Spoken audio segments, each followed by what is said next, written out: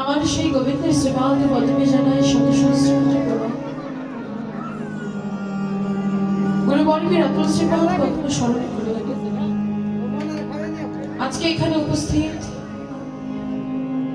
সমবেত ভক্তবৃন্দ, সাধুগুরু বৈষ্ণব এবং কৃষ্ণ রসামৃত শুধু আস্বাদনকারিণী ভক্তিমতী ভক্তমণ্ডলী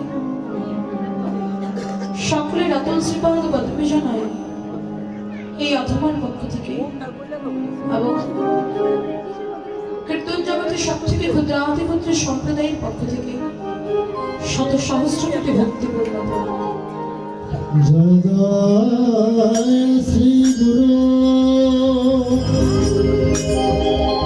নিতাই গৌর প্রীতমানন্দে হরি বল হরি হরি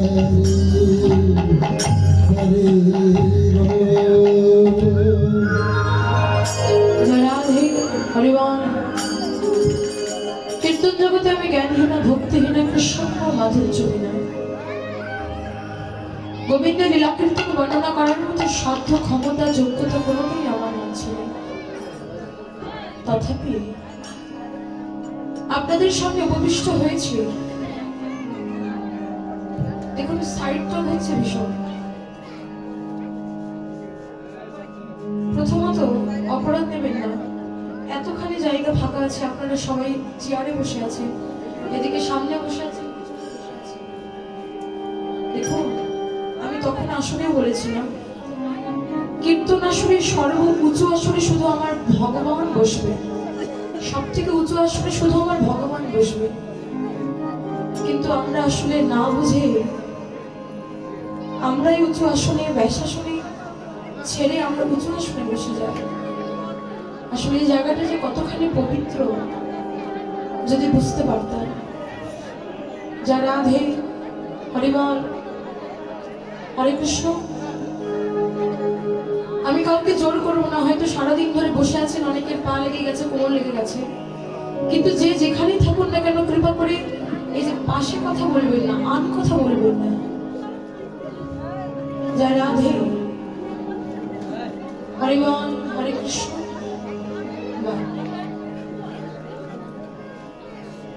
দেখেছেন এখন কত ভালো লাগছে। জয় রাধে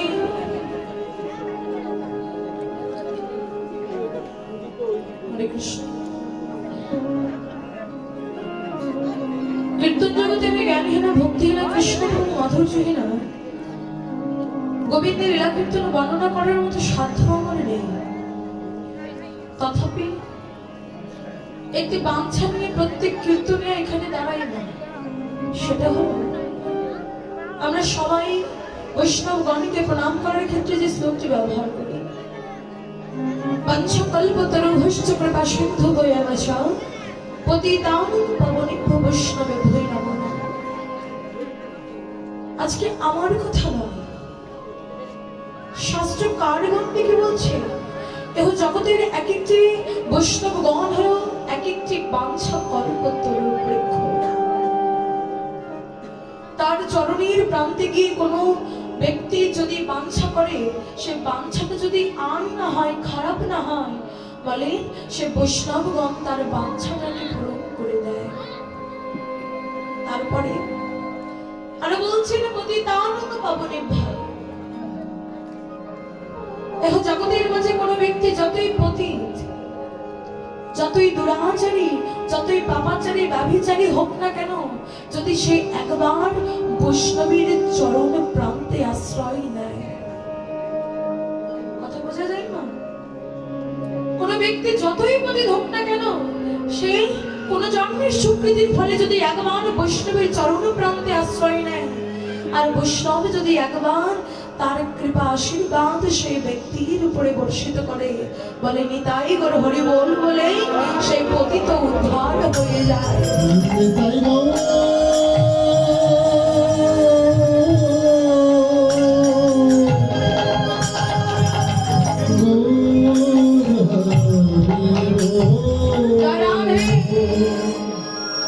আবার শাস্ত্রে বলছেন শ্রীকৃষ্ণ চৈতন্য লীলা অদ্ভুত আনন্দ,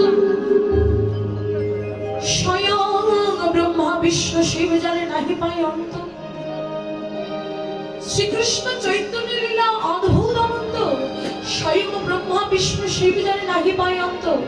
বলছেন স্বয়ং চতুর্ভুজী ব্রহ্মা তার চার বদন দিয়ে হরিনাম বলে শেষ করতে পারেনি। পঞ্চানন মহাদেব পঞ্চ বদন দিয়ে হরিনাম বলে তার তৃষ্ণা মেটে না। মামা মাগো দেখো পেয়েছি মাত্র একটি বদন,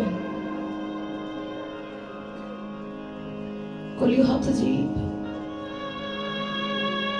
পেয়েছি একটি বদন, আর এই একটি বদনে সারাদিনে কত আম কথা কুকথায় ব্যস্ত থাকে।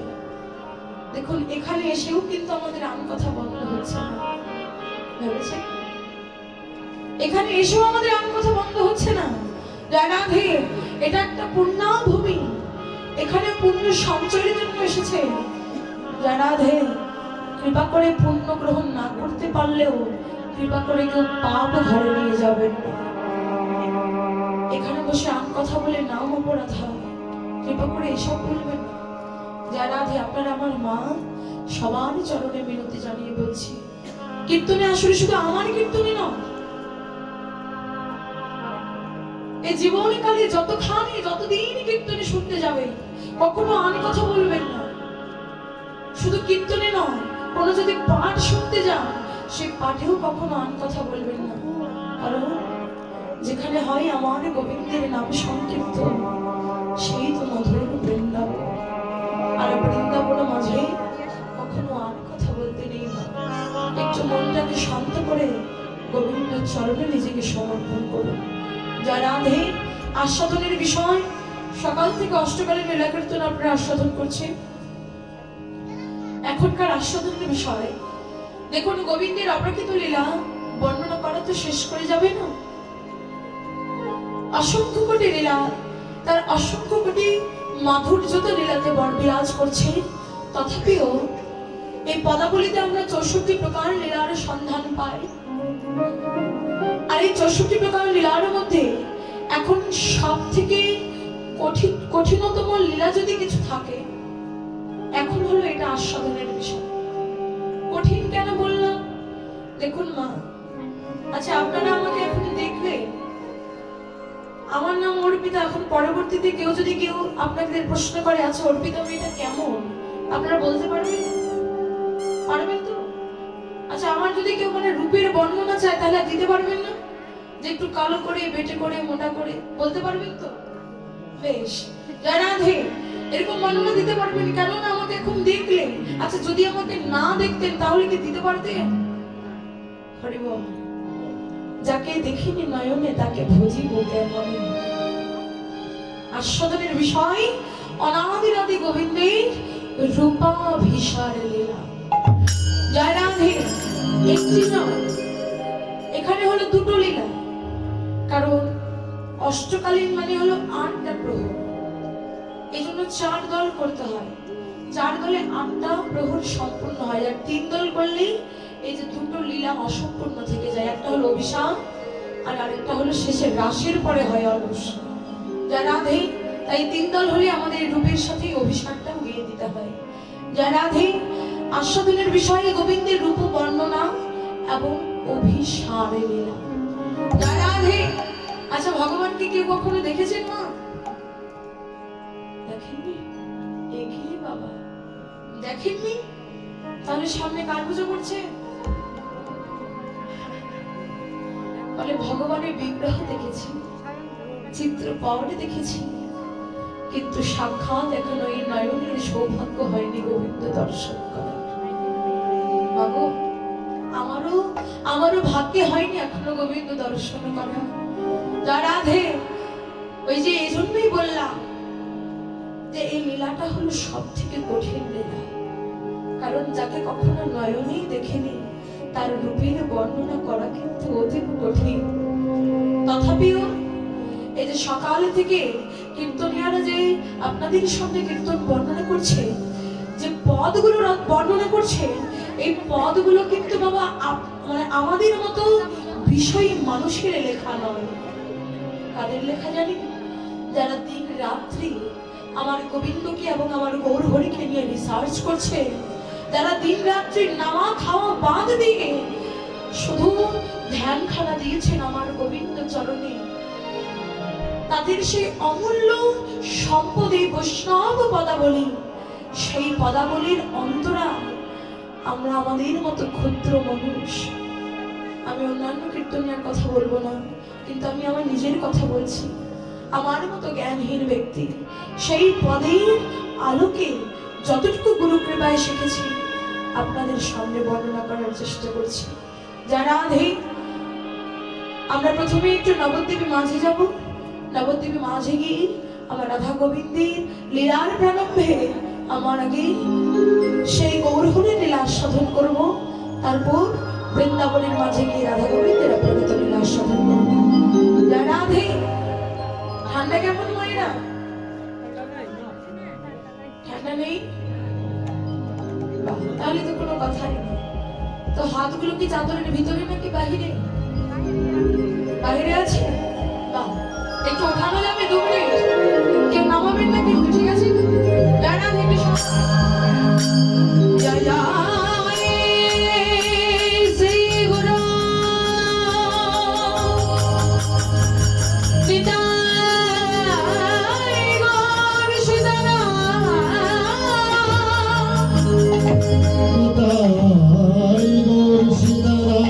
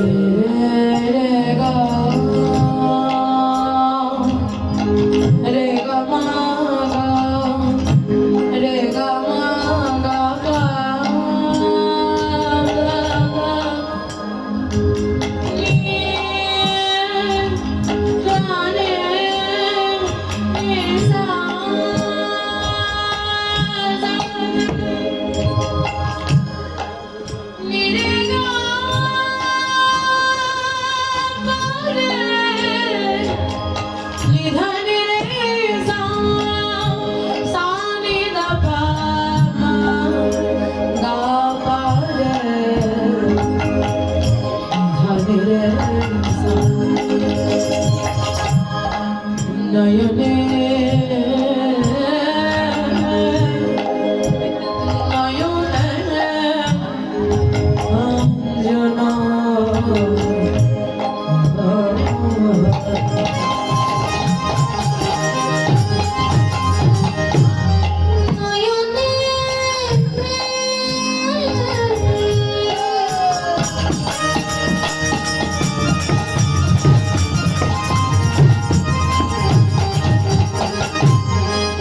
নয়নে অঞ্জনা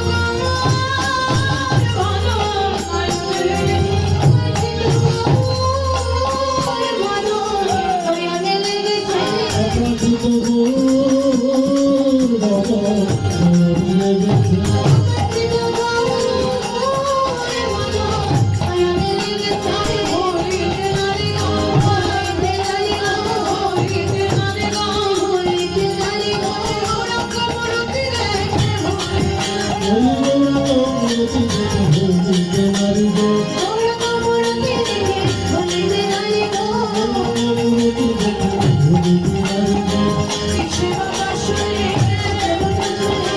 সে বাবা শুনে সে বাবা শুনে তোর মদন দেখে আমি কিসে বাবা তোর মদন দেখে আমি কিসের বাসুরে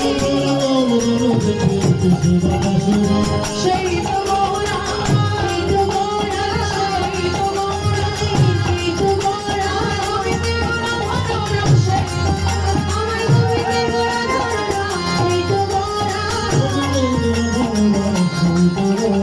গোবিন্দের গোরা ধরা এই তো গোরা আমি তোরা সেই তো নামে নামে তোরা এই তো গোরা আমি মনোহরা সেই তো আমি বলো হোরা এই তো গোরা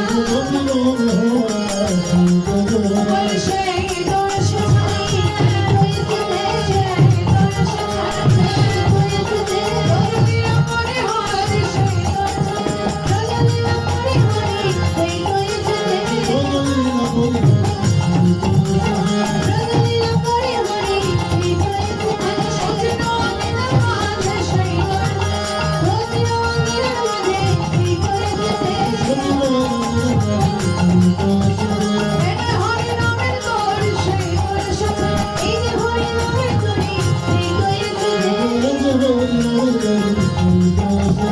এই যে হরি নামের তরি এই হয়েছে রাখা যায় না খোলা রাখা যায় না খোলা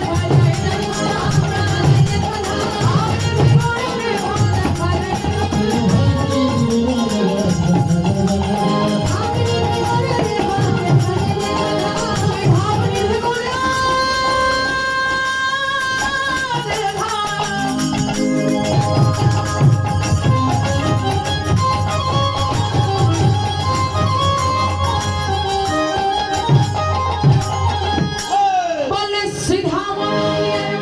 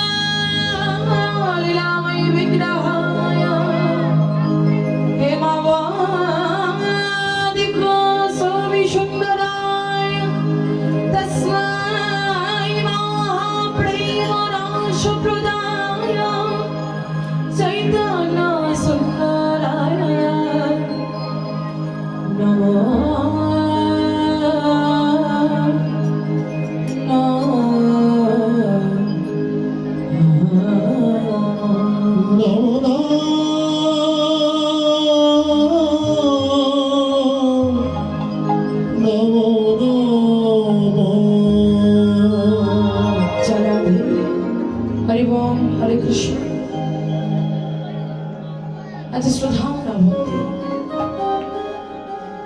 শ্রদ্ধাম নবদ্বীপে মাঝে আমার সেই গৌর হরে,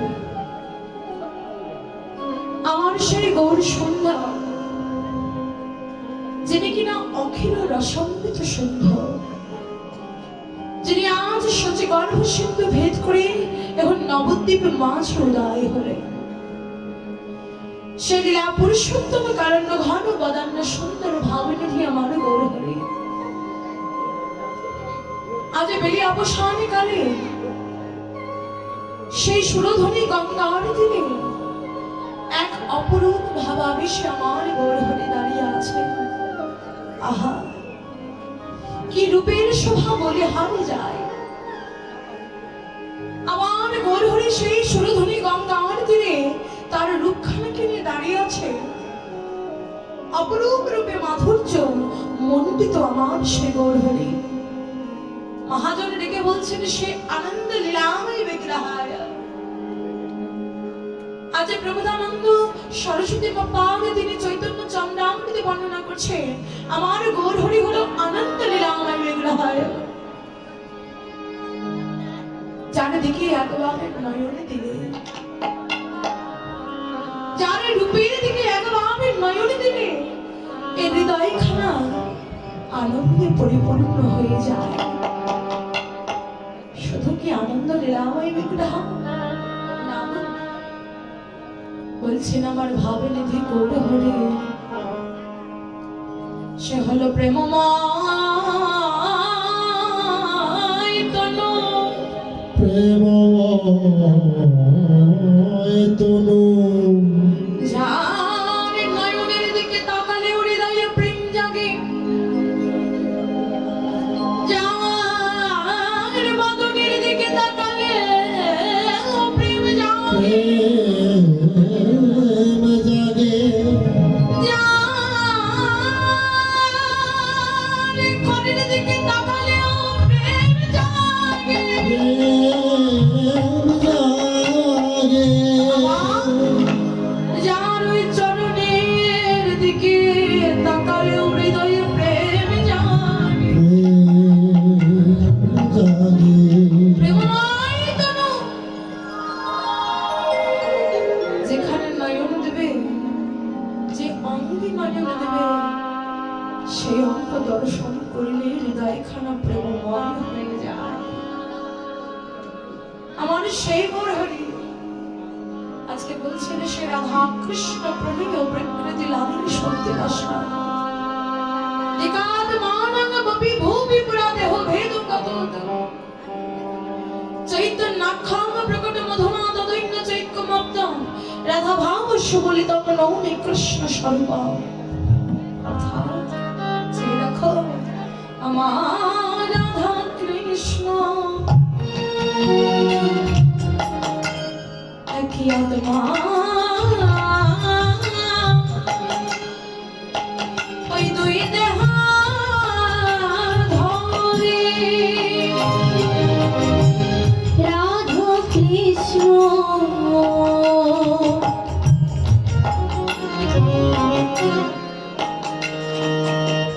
একই আত্মা,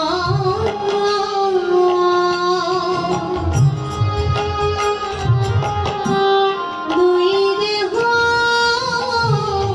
ধরি আর রাধা কৃষ্ণ একই আত্মা,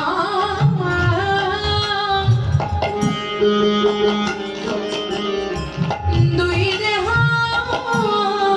ধরি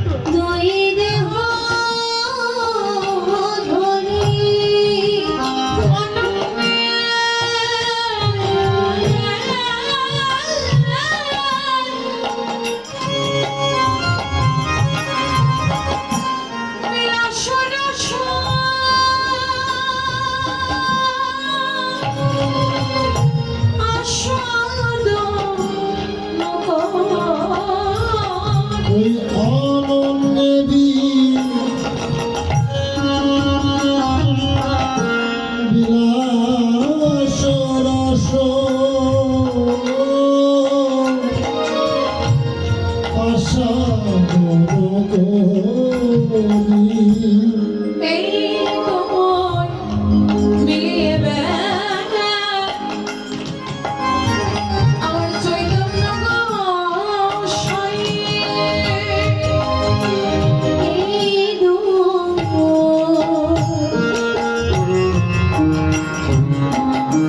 মিলিয়ে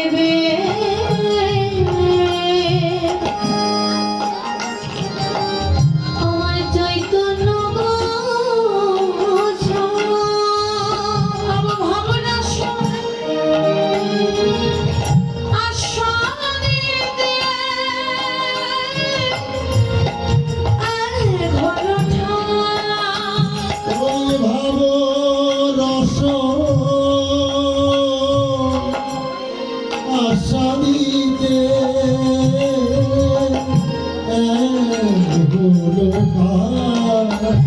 বলছেন রাধা কৃষ্ণ নাকি আত্মা দুই দেহ ধরে সে অনন্য বিলাস রস আস্বাদন করে। এই দুই মিলেইবে চৈতন্য গোসাই ভাব রস আস্বাদিতে দুই এক হল ঠাই। আজকে সে রাধা কৃষ্ণ মিলিত তনু আমার গৌরহরি নবদ্বীপে মাঝে সুরধুনী গঙ্গার তীরে অপরূপ ভাবাবেশে দাঁড়িয়ে আছে। আর তার রূপখানা দর্শন করলেন কে? গৌর অনুরাগিনী। সে কে? সে হলো বিষ্ণুপ্রিয়া। বিষ্ণুপ্রিয়া একখানা সোনার গাগরি মানে কলস নিয়ে সে সুরধুনী গঙ্গার তীরে জল আনতে গেল। কিন্তু কি হলো জানো না? ওই অপরূপ গোরা রূপে নয়ন দিয়ে অপরূপ গোরা রূপে নয়ন দিয়ে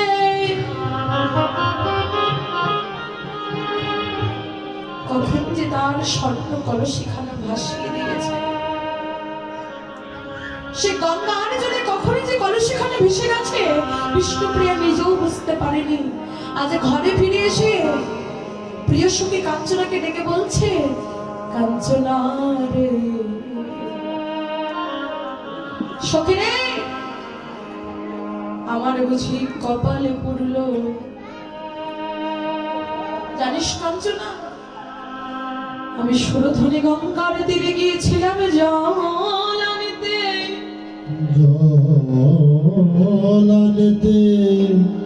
জল আনতে গিয়ে তো আর আনা হলো না, বলে আমি আমার কলসিটাকেও ভাসিয়ে দিলাম কাঞ্চনা। আমি আমার স্বর্ণ কলসিটাকেও ভাসিয়ে দিলাম। কাঞ্চনা ডেকে বলছে, কি করেছিস? সুপ্রিয়া, তোর মাথা ঠিক আছে? জগতে কেউ সোনার কলসিকে ভাসিয়ে দিয়ে আসে? এতখানি উদাসীন হলে কি করে? আজকে মহাজন ডেকে বলছে, কাঞ্চনা, এখন জগতের মাঝে কেউ যদি অতীব মূল্যবান বস্তু পায় তবে কম মূল্যবান বস্তুর আর মনে থাকে না। মনে করো আপনার কাছে একটি রূপোর আংটি আছে, আপনার কাছে রূপোর আংটি আছে, তো গিন্নি একদিন আপনাকে সোনার আংটি গিফট করলো, সোনার আংটি উপহার দিল। আচ্ছা তখন ওই রূপোর আংটিটা ভালো লাগবে? আর ভালো লাগবে? সোনার আংটিটাই পরবেন না? বেশ, সোনার আংটি পরলে 6 মাস ধরে, তারপরে আরেকদিন এসে আপনাকে হীরের আংটি দিল, তখন আর সোনার আংটিটা ভালো লাগবে? যা রাধে বলে, এহ জগতের মাঝে বেশি মূল্যবান বস্তু পেলে আমরা কম মূল্যবান বস্তুকে সবাই ভুলে যাই। কাঞ্চনা ডেকে বলছি, প্রিয়া, কি এমন মূল্যবান বস্তুর লাগাল পেলি যে মূল্যবান বস্তুকে পেয়ে তুই তোর স্বর্ণ কলসিটা ভাসিয়ে দে? আজকে বিষ্ণুপ্রিয়া ডেকে বলছে, কাঞ্চনা রে, আমি যখন ওই সুরধুনী গঙ্গার তীরে আমার কলসিখানা নিয়ে জল আনতে গেলাম, তখন দেখলাম ওই সুরধুনী গঙ্গার তীরে আলো করে একজন দাঁড়িয়ে আছে।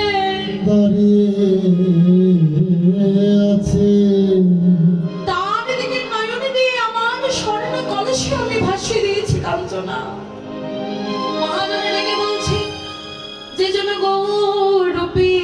সোনাকে নিজের কাছে পাও, তার কাছে কি আর জাগতিক জগতে সোনার কোনো মূল্য আছে? তার কাছে জাগতিক জগতে সোনার কোনো মূল্য না।